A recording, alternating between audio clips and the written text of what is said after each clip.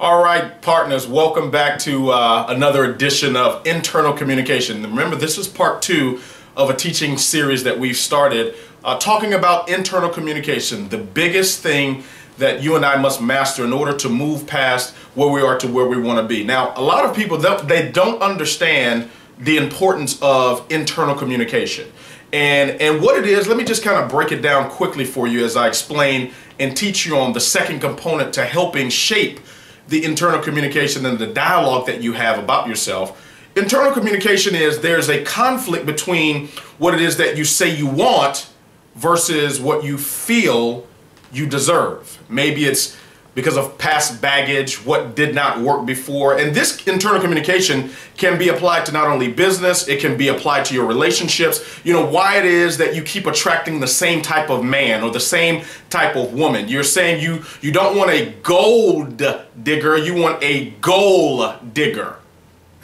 Gold versus goal digger. You're attracting the same type of woman, attracting the same type of man. It is because of the dialogue that we feel about ourselves, what we richly deserve. And so, you know, one of the things we talked about in that first teaching was what we say, what comes out of our mouth about ourselves. You know, repeating to ourselves, I am good enough. Repeating that 17 different times. We talked about that. Now, the second phase is where we put ourselves, the environment. That's the second thing that impacts the internal communications, because what we want to do is we want to break the chains that cause us to be restrained and kept where it is that we say we don't want to be any longer. So environment is key. You know, where you put yourself. You know, a fish has everything it needs in water.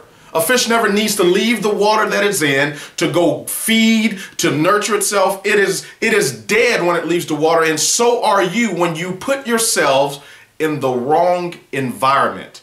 Question you need to ask yourself, Jim Rohn said this, the people that you're hanging around, what do they have you thinking?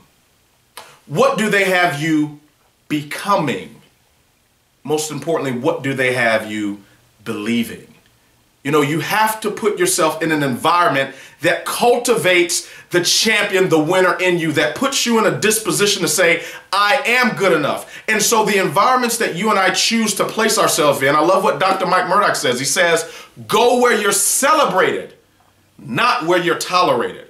And so those relationships that you have, the environment that you set yourself in will impact your internal communication about yourself. And once you start speaking what it is that you desire, once you place yourself in an environment that cultivates that champion, that winner, that dreamer, that visionary on the inside of you, then you'll be ready to move from where you are to where you deserve to be. We'll be back with part 3. Stay tuned. In just this, check your environment. Make sure it is cultivating you to become the best you can be. We'll see you on the next clip. God bless you, God bless your families, and God bless your dreams.